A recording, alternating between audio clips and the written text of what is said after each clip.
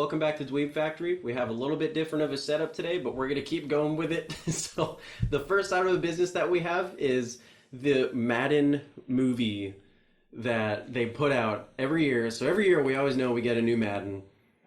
Go Madden. There's a lot of people say there's nothing really all that special about it, but the movie is always special every year, and we have Dave Franco. Who else is in that? We got Dave Franco, Christopher Mintz-Plasse playing Janet. Of course, we have some NFL superstars. So this year we have Rob Gronkowski, Julio Jones, Antonio Brown, and Colin Kaepernick, as well as Coach Rex Ryan. And a T-Rex. Yeah. So there's all sorts of great stuff. But with every year, like I said, there's a new Madden movie. There's also the new Madden game, which... I mean, a lot of people can argue there's not a lot different about it, but... Yeah, we're super psyched for football season to be back here in Dallas. Go Cowboys. And of course, with every new season, we get a new Madden game. Now, like Bo was saying, what's really the pull for a new Madden game if the rosters will update for Madden 15 and you get all the new players anyways? Well, there's some significant improvements to the passing game in Madden 16. There's over 400 new animations for catching and defending passes, so there's a bunch of different outcomes that a receiver and a defender can go up and actually make a play, or the defender can actually go up and make a better play on the actual character as opposed to the ball. So there's a lot of new physics in there, and like every year they just keep polishing it more and more and just putting in these new physics that really make it more realistic. Speaking of a polished game, it blows our minds. Metal Gear Solid 5. It's gotten a 10 out of 10, a perfect score on IGN, on also GameSpot, and a bunch of other places. They're ranting and raving about it, saying this is just phenomenal. Is it the final installment of the Metal Gear As far as we know, the main story. It's the wrap up of the main story. I mean, they can obviously do other games in the future, but that's what it is. It's the end to the Metal Gear Solid story with Snake and everything. And so this is going to be the most in-depth game, the in-depth story out of all of the Metal Gear games so far. Oh yeah, we've seen a significant amount of gameplay, even though the game's not actually out yet. We've seen some great stuff from E3 and from Gamescom, but it is so in-depth, just this huge, sprawling world that you can explore, and really, they don't limit you to the classic stealth gameplay that the Metal Gear Solid franchise is famous for. You can kind of go in there guns blazing, and you can bring in like your mechs and all your allies that you recruit. So you can go in there guns blazing and just kill everybody. It's not going to ruin your scores or anything like that. But they did say that stealth gameplay and being more tactical with your strategies is more rewarding. First off, just in terms of gameplay. Of like stuff you gather, or well, you can recruit certain enemies rather than killing them. Oh, yeah. So you kind of have your home base that you build like up. The cardboard box. Yeah, exactly. You start off with a cardboard box, and then you can build it up into like a bigger like mercenary. Oh yeah, the cardboard box that folds out and the chick's there. The dude comes up, is like, whoa, there's a chick here, and then you just like melee attack him. There's a whole bunch of crazy new physics, but like we said, it's a near perfect game. If there is anything wrong with it, I can't wait to get my hands on it and dive in. Speaking of near perfect things, Dota 2, with the recent Americans Evil Geniuses winning the World Tournament, hit this before it hits you, dog. They just came out with a announcer pack of Rick and Morty. So Rick and Morty can essentially, while you're playing Dota 2, you're going through as the Spectral Storm guy or whatever. It'll be actual Rick and Morty announcing the whole thing, so go ahead and check it out. Oh, Morty. Oh, it's about to start, Morty. Can somebody stop blowing that horn? Oh man, first blood just splattered! Morty, he may not look it, but this is a real doctor. He cured me of my alcoholism. What are you talking about? You're still an alcoholic! What I mean is he made me care less about my alcoholism. Oh, middle tower's under attack! Oh jeez, it's a killing spree! Couldn't do much about Radiant's bottom tower, could ya? Oh, jeez, he's dominating! That's 5, baby. 5. There's no accident anymore. All right, Radiant just wiped out the Roshan guy! Double kill. Oh, man. Whew. Well, looks like we got ourselves a triple kill here, Rick. Morty, quit acting like a detective. Oh my gosh, it's an ultra kill! What? Rampage? Are you joking Calm around down, about Morty. this? You gotta What's relax, going Morty. on? You're What gonna break the whole happening? thing, Morty. And that's just some of the fun that a lot of the community is having with these announcer packs. There's a lot of fun stuff out there for League of Legends and Dota. We encourage everybody to really check it out, get into it. But next up on the list, we got HalfLife Miami, which is a top-down action game. It's really a mashup of Hotline Miami and Half-Life 2. So, Bo, have you had a chance to really dive into that? Oh yeah, it looks great because it's a, like he was saying, it's a big mix of Hotline Miami, which is an old school 80s looking game where it's a top down where you just run around and go shoot stuff. It's essentially what it is. So, but it's a mix up with Half-Life now. Some guy essentially decided, hey, I'm going to pick up Hotline Miami and mod it with Half-Life, I guess, attributes to it. Yes, so you can run around with like a gravity gun. Yeah, and pick up stuff and throw it at people. There's endless things you can do with that. And it's an unfolding constant level like that. So you can just constantly be running through all of these things. It's not like it has to be a set map every time. It's constantly unfolding, which is one of the intriguing parts about that game. So, yeah, and like you said, you don't have a set map. You can even go into the level editor on there, create your own little levels, set up like 100 enemies versus one fight, and just have a bunch of barrels and explosives that you can grab with your gravity gun and shoot it back at them. Just take out a whole bunch of hordes of guys at once. It's a lot of fun. Can't wait to see what the community is going to put together with that level editor. Not really sure if they're going to be shareable, but I mean, I'd really love to get in there and play some stuff that's created by some really creative members of the community out there. All right, and next up on the list, really big reveal this week from Cliff Bleszinski and his new studio, Boss Key. First time that he's breaking away from Epic Games that are famous for the Unreal series and the Gears of War series. But the new title that's coming out from them is called Lawbreakers. Now Cliff Bleszinski is a real creative guy. He was on the team of the people who actually said, no, let's put a chainsaw on an assault rifle. Like that was one of those ideas that at the time, now we're just like, oh, cool, but back then, when that came out, I say back then, it makes me feel like I have gray hair. But back then, whenever that kind of idea came out, it was a pretty big deal. It was pretty controversial. So that's why I'm excited for the next big thing from him, Lawbreakers, which, just to catch you up to speed, we go and colonize the moon. Some catastrophic event happens on the moon blows up.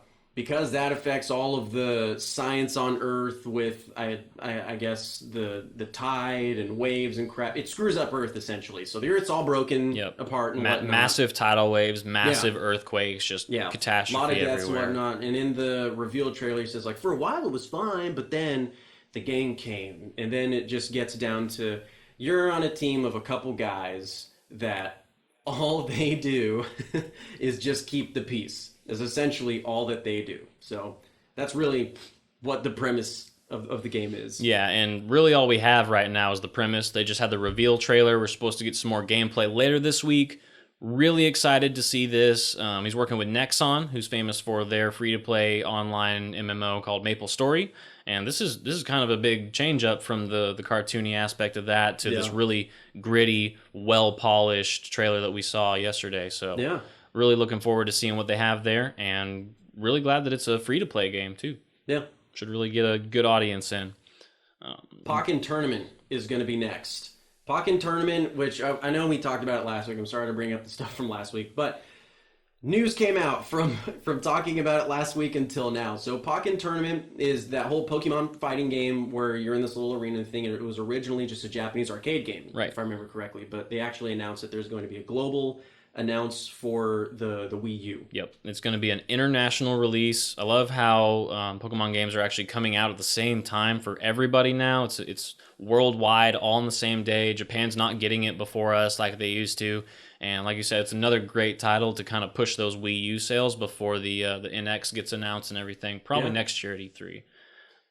And speaking of Pokemon tournaments, this previous week in Boston was the Pokemon World Championships for the actual the video game and their tournaments. These two idiots show up and they have an AR-15 and they have a Remington 870. So they have an assault rifle and a shotgun. They show up with, I think it was like over 250 rounds of ammunition. Lots of ammunition. Yeah, I mean, and they They were just pissed that everyone was there, and it was a Pokemon tournament where it's just a bunch of nerds that want to show up and hang out and be nerds together. Big props to the Boston PD, the gaming community that kind of alerted them and worked with the local law enforcement to prevent this before anything happened. Yep. Like, we hear about all of these catastrophes after the fact, and it's great to see that they're actually taking steps, taking measures, and preventing these things before they happen. Yeah.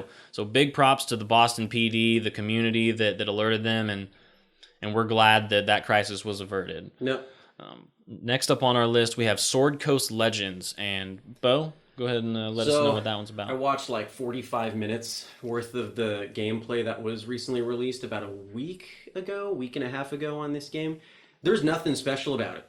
That's what a lot of people are talking about on the internet is there's nothing special about it. There's nothing new. There's no innovative gameplay. There's no crazy story that they're ranting and raving about, which is not what they're selling with this game. Which, just to catch you up to speed, Sword Coast Legends is like Baldur's Gate, like Champions Return to Arms, Champions of Norath. It's almost like Diablo. It's got a little bit of Pillars of Eternity in there, Path of Exile, yada yada. All those games kind of mixed together. So it's just an RPG where you just run around and go fight stuff in a little dungeon or whatever. Yeah, nice dungeon crawl, hack and slash. Yeah, hack and slash. So there doesn't need to be anything special about it. People already like these kinds of games, and that's what's so great about it. Just something else to add to your quiver of another fun RPG to play. But what the RPG that we're really excited to talk about, that kind of dungeon hack and slash, is actually going to be Diablo 3 with the new patch release. Oh yeah, patch or update 2.3.0 is the newest one for Diablo 3 Reaper of Souls on PS4. I think it's on the Xbox as well, and also PC. PC, obviously. But with the new update, we have a new explorable zone in adventure mode called the Ruins of Secheron, I believe. Saskatchewan. Yeah. One of those. Skittles. But it's the barbarian homeworld, or not really the homeworld, but just their region of the world where all of their lore comes from, and it's kind of in ruins. Like their barbarian tribes have been wiped out in the past due to other wars and conflicts that have happened throughout the Diablo world. But this really brings us back. We get to learn a lot about their past and a lot about their culture, and we actually get a really powerful new object called the Kanai's Cube, which it's actually a playback. One of the members of Blizzard actually died last year in 2014, and this is actually a tribute to him. His middle name, I believe, was Kanai, and then they named it after him. So that was a really cool kind of way to send him off and keep his legacy going.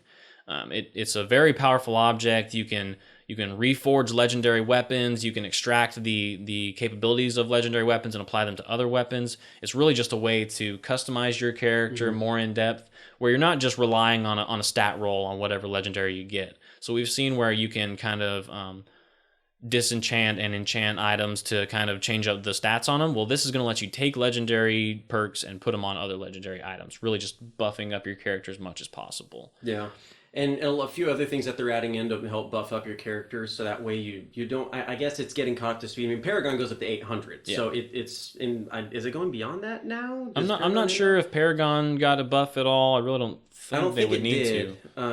Yeah, I mean, obviously we're not Paragon 800, but with Paragon being that high and whatnot, it's kind of like, oh, I can level to 70 and also 800. So it's like 800. So it's kind of daunting to just come in and think like, oh crap, I want to play this game, but I feel like there's so much to do. I'm like, screw it, I'll play something else. What they're doing is adding improved drop rates on legendaries, on other items like set pieces, and they're also introducing a little bit more drop rate, or more gold will be dropping. Yeah, so, more gold, materials, plans for your blacksmith. Yes. They made forging actually something that's gonna improve your character rather than just, well, I have all these set pieces and I have all this awesome gear. It's gonna make sense to actually forge something. Exactly. You're not just waiting for the next legendary to come around from a random drop. Yeah. The items that you forge are actually going to be able to improve your character rather than just something that's kind of there for show. Exactly. And one of the reasons we think that they're doing this is because, now hear me out, there's a pattern that Blizzard has had. They did it with World of Warcraft, where they had specific things in every expansion, where in this expansion they released a class and a race or whatever. In this one they did a hero class and whatever. And we've seen that they've kept that up to speed, and I think they're doing the same thing with Diablo, where every single Diablo has only had one patch or one addition added on to it. Right. It's been is like, the second. So the way patches work is there's version 1 of the game, which if you play World of Warcraft, well, let's go ahead and use Diablo. Diablo 3 was version 1. Good. The patches were 1.2 or the Yep. hot fixes were Right. 1.1 or whatever. And then what they did was the second big installment, the expansion, Which is Reaper of Souls. Which is Reaper of Souls is 2, and then the big patch is 2.1, 2.3. So that's Right. how that works, just to catch viewers up to speed and everything. So what I think they're going to do is there's only been one expansion for every Diablo game. Since Reaper of Souls is the only expansion so far before Diablo 3, we think that at BlizzCon they're going to, at least I do, they're going to announce a new, like a Diablo 4. Hopefully they do. Yeah. You know, This would be a possible. great addition to the series, I believe. They may change it up and say, well, we're implementing these 2.3 changes so that people will kind of get back into Diablo, and then we're going to release another expansion, something that we haven't done before. So they could go in that direction as well. Honestly, 6 classes is what we have right now, and I think they could expand on that. I mean, there's not really a niche that any of those classes don't fill. So, like Bo's saying, a possibility of a Diablo 4 reveal is actually pretty high. Just because that would really be the next logical step in their progression. They could just announce a new game, but I think it would be Diablo 4 would be the thing that they would announce, because the World of Warcraft developer team just announced Legion, and then just going down the list of what it is in my Blizzard thing, because I play all their games, and then it's Diablo 3, and then StarCraft 2, they have Legacy of the Void coming out, Yep. and then it's Hearthstone. They just had Grand Tourney come out. Heck, they could even announce a new raid for Hearthstone. Heroes of the Storm is out. They're announcing stuff like that all the time for Heroes of the Storm. The Monk just came out for Heroes of the Storm. Oh, yeah. So Overwatch, hopefully we'll actually get an announcement date. So the next big game, the next huge change is Diablo's next in line. Yep. So that's it for Game Talk this week, guys. If you had anything that we missed in the comment section, go ahead and let us know. Like and subscribe. You can follow me on Twitter at schmadams_445. I'm on Twitter at @TheKevinBurke. I'm on Instagram at TheKB23. And now I'm on Twitch. Follow me on there. It's KB Ninja if you want to go to my profile. There we go. And thanks for tuning in, guys, and go ahead and check it out next week. Bye. Do it! Just do it! Don't let your dreams be dreams.